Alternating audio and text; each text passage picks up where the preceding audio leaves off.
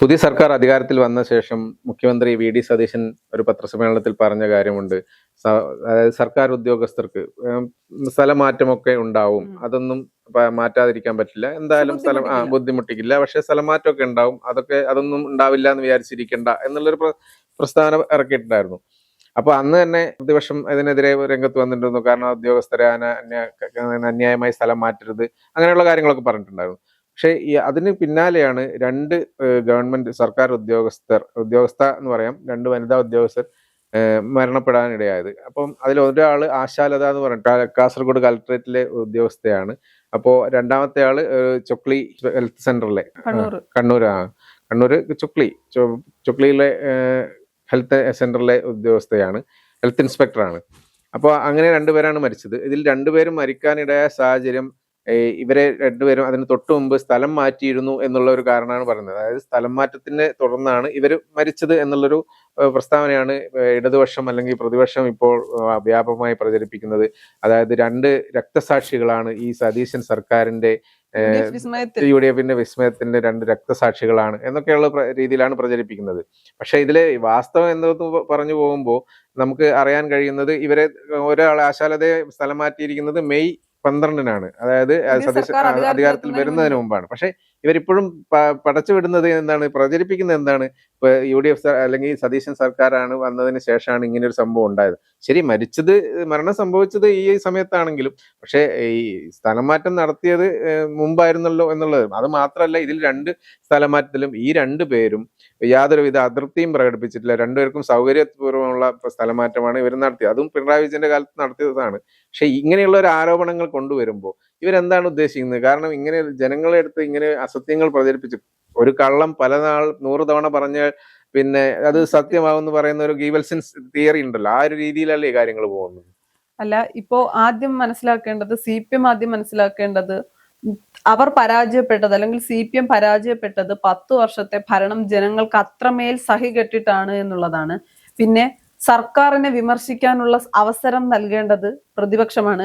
ഇതിപ്പോ ഒരു വിഷയത്തിലും സർക്കാരിനെ മാധ്യമങ്ങൾക്ക് പോലും വിമർശിക്കാൻ കഴിയാത്ത രീതിയിൽ, കാര്യം അതിനേക്കാൾ വലിയ വിഷയങ്ങളാണ് CPM ഓരോ ദിവസവും കൊണ്ടുവരുന്നത്. അല്ല, CPM കൊണ്ടുവരുന്ന വിഷയങ്ങളൊക്കെ എങ്ങനെ എന്തൊക്കെ ആവുന്നുണ്ടെന്നുള്ളത് വേറെ കാര്യം. അതിപ്പോ കള്ളങ്ങളായിരിക്കാം, തെറ്റായ പ്രചരണങ്ങളായിരിക്കും, എന്നാൽ പോലും എല്ലാം CPM-നെതിരായി തന്നെ CPM തന്നെയാണ് ഓരോ ദിവസവും പ്രചരണങ്ങൾ നടത്തുന്നത്. ഇപ്പൊ 2 വനിതാ ഉദ്യോഗസ്ഥർ മരിച്ചതുമായി ബന്ധപ്പെട്ട് ഉള്ള കാര്യം പറയുമ്പോൾ അതിനകത്ത് പ്രധാനമായിട്ടും കഴിഞ്ഞ ഒരു ദിവസം അല്ലെങ്കിൽ കഴിഞ്ഞ കുറച്ച് ദിവസങ്ങൾക്ക് മുൻപ് മുഖ്യമന്ത്രി പറഞ്ഞിരുന്നു, വി.ഡി. സതീശൻ പറഞ്ഞിരുന്നു, ഉദ്യോഗസ്ഥർക്ക് സ്ഥലം മാറ്റമൊക്കെ ഉണ്ടാകുമെന്ന്.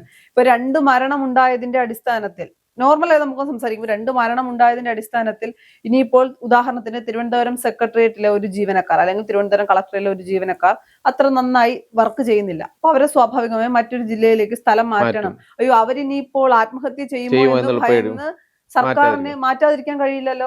അങ്ങനെയാണെങ്കിൽ സർക്കാർ സംവിധാനം മൊത്തത്തിൽ കുളമാകില്ലേ? അപ്പോ പിന്നെ തിരുവനന്തപുരത്തുള്ള ആളിനെ കാസർഗോഡുള്ള ആളിനെ തിരുവനന്തപുരത്തേക്കും സ്ഥലം മാറ്റിയ അതാണ് പിണറായി വിജയന്റെ കാലത്ത് അത്തരം സ്ഥലമാറ്റങ്ങളൊക്കെ ഉണ്ടായിരുന്നു. അപ്പൊ ആ സ്ഥലമാറ്റങ്ങളൊന്നും ഇവരാരും കണ്ടില്ലേ? ഇപ്പോ കെ രാഗേഷ് ആകട്ടെ, സനോജൊക്കെ വലിയ രീതിയിൽ ഫേസ്ബുക്കിൽ പോസ്റ്റ് ഇടുകയാണ് സർക്കാരിനെ വിമർശിച്ചുകൊണ്ട്. ചേട്ടൻ ആദ്യം പറഞ്ഞതുപോലെ ഒരാളെ മാറ്റിയിരിക്കുന്നത് പിണറായി വിജയൻ സർക്കാരിന്റെ കാലത്താണ്, അല്ലെങ്കിൽ പുതിയ UDF സർക്കാർ അധികാരത്തിൽ എത്തുന്നതിന് മുൻപാണ്. അതും കളക്ടറേറ്റ് ഒരു ബിൽഡിങ്ങിലാണ് മാറ്റം വന്നിരിക്കുന്നത്. ഒന്നാം നിലയിൽ നിന്ന് മറ്റൊരു നിലയിലേക്കാണ്, അല്ലാതെ മറ്റൊരു സ്ഥലത്തേക്കല്ല. അപ്പൊ അതിൽ മനംനൊന്തു എന്നൊക്കെ പറഞ്ഞ അത് അവരുടെ ജോലി ഭാരം കൂടുതലുള്ളതുകൊണ്ടാണ് മാറ്റുകയും ചെയ്തത്. പക്ഷെ ഈ മുഖ്യമന്ത്രി ഇങ്ങനെ ഒരു സ്ഥലമാറ്റം ഒക്കെ ഉണ്ടാവും എന്നുള്ളൊരു പ്രസ്താവന നടത്തിയതിന്റെ പിന്നാലെ ഈ രീതിയിലാണ് ഇങ്ങനത്തെ സംഭവങ്ങളൊക്കെയാണ് ചേർക്കുന്നത്. ഇതൊക്കെ മനസ്സിലാക്കുന്നുള്ളത് ഒന്ന് ചിന്തിച്ചാൽ അറിയില്ലേ? വിമർശിക്കാം പ്രതിപക്ഷത്തിരിക്കുമ്പോൾ ശക്തമായ പ്രതിഷേധങ്ങൾ, ഒന്നും പറയാനില്ലാത്തതുകൊണ്ട് ഇങ്ങനത്തെ കാര്യങ്ങളൊക്കെ കൊണ്ടുവരികയാണ്. ഇത്തരം കാര്യങ്ങൾ പറയുക തെറ്റായ ഒരു പ്രചരണം ഒരിക്കലും നല്ലതിനല്ല. തെറ്റായ മെസ്സേജാണ് എപ്പോഴും CPM ഇപ്പൊ സമൂഹത്തിൽ കൊടുക്കാൻ ശ്രമിക്കുന്നത്. അതിലൂടെ നഷ്ടപ്പെടുന്നത് CPM-ന്റെ ക്രെഡിബിലിറ്റി, CPM-നോടുള്ള ഒരു വിശ്വാസം ജനങ്ങൾക്ക്. ഒന്നാമതേ ജനങ്ങളിൽ നിന്ന് ഏറ്റവും ജനങ്ങളുമായി അടുത്ത് നിന്ന പാർട്ടി എന്ന് പറയുന്നത് CPM-ആണ്. അത് ജനങ്ങളിൽ നിന്ന് ഒരുപാട് അകന്നു. ഇനി അടുക്കാൻ വേണ്ടി ഇവർ കണ്ടെത്തുന്ന ബുദ്ധി ഇതാണ് എങ്കിൽ ഒരിക്കലും അടുക്കില്ല, അകന്നുകൊണ്ടേയിരിക്കും. കാര്യം സ്വാഭാവികമായി രണ്ട് ഉദ്യോഗസ്ഥരുടെ മരണം ഉണ്ടാകുന്നു.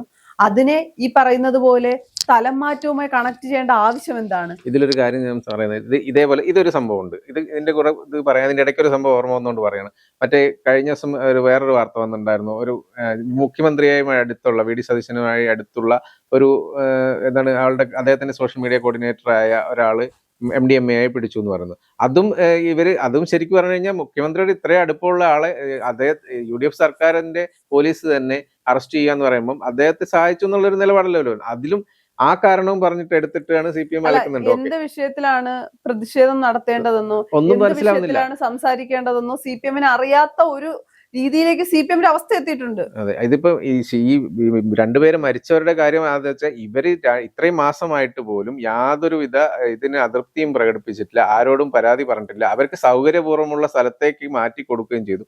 എന്നിട്ട് അങ്ങനെയുള്ള ഒരു സംഭവം എടുത്തിട്ട് ഇങ്ങോട്ട് NG അസോസിയേഷനൊക്കെയാണ് ഇതിന് പിന്നിൽ നിൽക്കുന്നത്. അവരാണ് ഇതിന്റെ കാരണം ഇവർ സമരം ചെയ്തിരുന്നു, അന്യായമായ സ്ഥലം മാറ്റത്തിനെതിരെ സമരം അത് മുമ്പ് എപ്പോഴോ ചെയ്ത സമരമാണ്. അതിന്റെ സമരം ചെയ്തതിന്റെ അതിനുശേഷമാണ് ഇവർ മരിച്ചെന്നുള്ള രീതിയിലൊക്കെയാണ് ഞാൻ ചോദിക്കുന്നതൊന്നുമല്ല. ഫേസ്ബുക്കിൽ പല സഖാക്കളും ഇവർക്ക് വേണ്ടി വലിയ രീതിയിൽ സംസാരിക്കുന്നു. വനിതാ ഉദ്യോഗസ്ഥർ ഇപ്പൊ 2 പേരുടെ ജീവൻ നഷ്ടപ്പെട്ടു എന്ന് പറയുന്നത് ദുഃഖമുള്ള കാര്യം തന്നെയാണ്. എന്തുകൊണ്ടാണ് നവീൻ ബാബുവിന്റെ കേസ് വന്നപ്പോൾ ഇവരാരും ഫേസ്ബുക്കിൽ പോസ്റ്റ് ഇടാഞ്ഞതും നവീൻ ബാബുവിന് അനുകൂലമായിട്ടൊരു നിലപാടെടുക്കാഞ്ഞതും? അന്ന് ഇവർക്ക് ആർക്കും ഈ പറയുന്ന വൈകാരികമായ അന്ന് എന്റെ പിണറായി വിജയന്റെ വിസ്മയം ഇപ്പൊ പറയുന്നുണ്ടല്ലോ, VD സതീശൻ സർക്കാരിന്റെ വിസ്മയത്തിന്റെ രക്തസാക്ഷികളാണെന്ന്. അങ്ങനെയാണെങ്കിൽ പിണറായി വിജയൻ സർക്കാരിന്റെ കാലത്ത് ഉണ്ടായതല്ലേ നവീൻ ബാബുവിന്റെ കേസ്? അത് വലിയ രീതിയിൽ കേരളം ഒന്നടങ്കം നവീൻ ബാബുവിന് ഒപ്പം കൈകോർത്തുന്ന ഒരു സമയമുണ്ടായിരുന്നു. അന്ന് ആരാണ് കുറ്റക്കാരെന്നും എന്താണ് നടന്നതെന്ന് കേരളം ഒന്നടങ്കം മാറിഞ്ഞിട്ടും അന്ന് സഖാക്കളാരും വാ തുറന്നിട്ടില്ല. ഇപ്പൊ ഫേസ്ബുക്കിൽ പോസ്റ്റ് ഇടുന്നവരാരും അന്ന് സംസാരിച്ചിട്ടില്ല. അന്ന് NGO യൂണിയൻ ഒന്നും ഉണ്ടായിരുന്നില്ലെന്നോ? അല്ല, അതൊക്കെ ഉണ്ടായത് പിണറായി വിജയൻ ഭരണത്തിൽ നിന്ന് ഇറങ്ങുമ്പോഴാണ് NGO യൂണിയനുകളും അസോസിയേഷനുകളൊക്കെ രൂപീകരിക്കപ്പെടുന്നത് എന്നൊരവസ്ഥ എന്ന് പറയുന്നത്. അല്ലെങ്കിൽ നീതി കിട്ടേണ്ടത് എല്ലാവർക്കും ഒരുപോലെ ആയിരിക്കണം.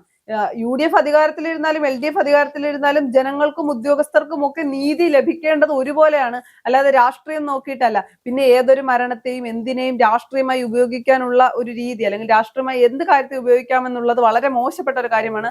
അതുപോലെ ഇപ്പൊ ഏറ്റവും കൂടുതൽ സോഷ്യൽ മീഡിയയിൽ വൈറലായിക്കൊണ്ടിരിക്കുന്ന ഒരു പോസ്റ്റാണ് റഹീം ഒരു സമരപ്പന്തലിൽ ചെന്നിരുന്നത് പ്രതിപക്ഷ നേതാവായിരുന്നപ്പോൾ VD സതീശൻ വാക്ക് കൊടുത്തിരുന്നു എന്ന് പറയുന്നു. സർക്കാർ ഇവരെ ഒന്ന് കണ്ട് സർക്കാർ ഇവരോട് സംസാരിക്കാൻ തയ്യാറാകണമെന്ന് പറയുന്നു. ഉളുപ്പ് എന്ന് പറയുന്ന ഒരു സാധനം CPM-ൽ ഇനി എവിടെയെങ്കിലും ആർക്കെങ്കിലും ഒക്കെ ബാക്കിയുണ്ടെങ്കിൽ ഇത്തരം കാര്യങ്ങളുമായി വരരുത്. സമരപ്പന്തലിൽ സമരം കിടന്നവരോട് പിണറായി വിജയന്റെ സർക്കാർ എന്താണ് ചെയ്തതെന്ന് കേരളം കണ്ടതാണ്.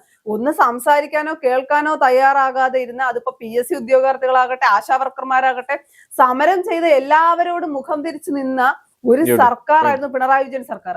അതിന്റെ അകത്തുള്ള അല്ലെങ്കിൽ അതേ പാർട്ടിയിലുള്ള റഹീം പറയുകയാണ് ഇതുവരെ 10 വർഷം ഇവർക്ക് ചെയ്യാൻ കഴിയാത്ത കാര്യങ്ങളെല്ലാം 2 മാസം കൊണ്ട് VD സതീശൻ ചെയ്യണമെന്ന് വെച്ചാൽ VD സതീശന് മാജിക് ഒന്നും അറിയില്ലല്ലോ. അപ്പൊ ഇത്തരം ഉളുപ്പില്ലായ്മയാണ് CPM നിരന്തരം പറഞ്ഞുകൊണ്ടിരിക്കുന്നത്. ഉളുപ്പില്ലാത്ത രാഷ്ട്രീയമാണ് ഇപ്പൊ പങ്കുവെച്ചുകൊണ്ടിരിക്കുന്നത്. ഇതിൽ നിന്ന് നമ്മളൊരു കാര്യം മനസ്സിലാക്കേണ്ടത്, എന്താണ് പ്രശ്നം എന്ന് വെച്ചാൽ VD സതീശൻ ഇത്രയും നല്ലൊരു പിന്തുണയോട് അല്ലെങ്കിൽ ഇത്രയും സീറ്റോടുകൂടി UDF അധികാരത്തിലെത്തിയത് ഇവരിപ്പോഴും പ്രശ്നമാണ്. ഇവർക്കിപ്പോഴും അസ്വസ്ഥരാണ്, സഹിക്കുന്നില്ല അവർ. അതുകൊണ്ട് അത് മാത്രമല്ല, VD സതീശൻ അധികാരത്തിൽ വരുമെന്നോ അല്ലെ VD സതീശൻ കൃത്യമായി കാര്യങ്ങൾ മുന്നോട്ട് കൊണ്ടുപോകുന്നുണ്ടോ അല്ലെ മുഖ്യമന്ത്രി എന്നുള്ള തലത്തിൽ അതായത് മുൻ മുഖ്യമന്ത്രിമാരെ പോലെ അല്ല, എല്ലാ കാര്യങ്ങളിലും കൃത്യമായ ഒരു നിലപാടുണ്ട്, കൃത്യമായി വിവരിച്ചു കൊടുക്കുന്നുണ്ട്. ജനങ്ങൾക്ക് സംശയമുള്ള കാര്യങ്ങളൊക്കെ കൃത്യമായിട്ട് ഓരോ പത്രസമ്മേളനത്തിലും വിവരിച്ചു കൊടുക്കുന്നുണ്ട്. വെറുതെ അതും ഇതും പറഞ്ഞു പോകുകയല്ല. അങ്ങനെയുള്ള ഒരു VD സതീശൻ ഗ്രാഫ് നന്നായിട്ട് ഉയരുന്നുണ്ട്. ഇതിലൊക്കെ ഒരു അസ്വസ്ഥരാണ് ശരിക്കും പറഞ്ഞു കഴിഞ്ഞാൽ CPM-ന്റെ ഭാഗം അല്ലെങ്കിൽ ഇടതുപക്ഷം. അപ്പൊ അങ്ങനെയുള്ള കാര്യങ്ങൾ വരുമ്പോൾ എങ്ങനെയെങ്കിലും VD സതീശനെ താറടിക്കണം, അല്ലെങ്കിൽ സർക്കാരിന് എന്തെങ്കിലും കാര്യമുള്ള പറയാഞ്ഞിട്ട് താറടിക്കുന്നത്. ഇത് തെറ്റായ കാര്യങ്ങൾ പ്രചരിപ്പിച്ചുകൊണ്ട് VD സതീശനെതിരെ ആക്രമിക്കുമ്പോൾ അത് VD സതീശന് കൂടുതൽ മൈലേജ് ആവുകയല്ലേ ഉണ്ടാവുക എന്നുള്ളതൊന്നും ചിന്തിക്കാൻ പോലും ഇവർക്ക് ചിന്തിക്കേണ്ടത് എപ്പോഴായിരുന്നു അറിയാവോ? പ്രതിപക്ഷ നേതാവായിരുന്നപ്പോൾ VD സതീശനെതിരെ അവസാന സമയങ്ങളിൽ എന്ന് വെച്ചാൽ തെരഞ്ഞെടുപ്പിനൊക്കെ തൊട്ട് മുൻപ് വലിയ രീതിയിലുള്ള നികേഷ് ഉൾപ്പെടെയുള്ള ആളുകൾ ചേർന്ന് വലിയ രീതിയിൽ അറ്റാക്ക് ചെയ്തു. അതെല്ലാമാണ് VD സതീശന് ഗുണമായത്.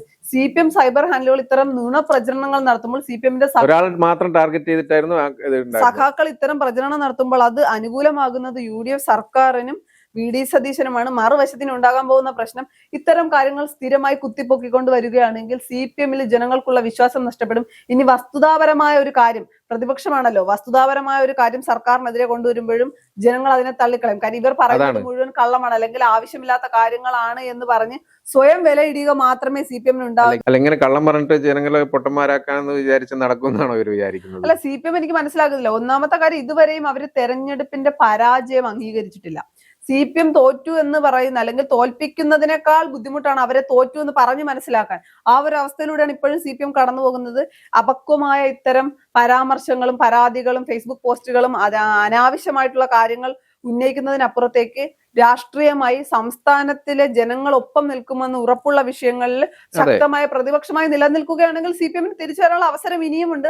അല്ലാതെ അനാവശ്യമായിട്ടുള്ള ആരോപണങ്ങളിലേക്ക് VD സതീശനെ വലിച്ചിടുക, അല്ലെങ്കിൽ അനാവശ്യമായിട്ടുള്ള കാര്യങ്ങൾ കുത്തിപ്പൊക്കിക്കൊണ്ട് വരിക, അതെല്ലാം UDF സർക്കാരിന് ഒരു ഗുണം നൽകുകയുള്ളൂ. പിന്നെ പ്രതിപക്ഷം ഇതേ രീതിയിൽ പോവുകയാണെങ്കിൽ ഒരു സർക്കാരിന് കാര്യങ്ങളൊക്കെ വളരെ എളുപ്പമായിരിക്കും. യാതൊരു വിധത്തിലുള്ള ബുദ്ധിമുട്ടും സർക്കാരിന് ഉണ്ടാകില്ല. കാര്യം മാധ്യമങ്ങൾ പോലും പ്രതിപക്ഷത്തിന്റെ ധർമ്മമാണ് ചെയ്യേണ്ടതാണ്. അപ്പൊ മാധ്യമങ്ങൾക്ക് പോലും CPM തന്നെ ഓരോ ദിവസവും അവർക്കെതിരെയുള്ള സാധനങ്ങൾ കൊടുക്കുന്നതുകൊണ്ട് സർക്കാരിന് വളരെ സ്മൂത്തായി പോകാൻ കഴിയും.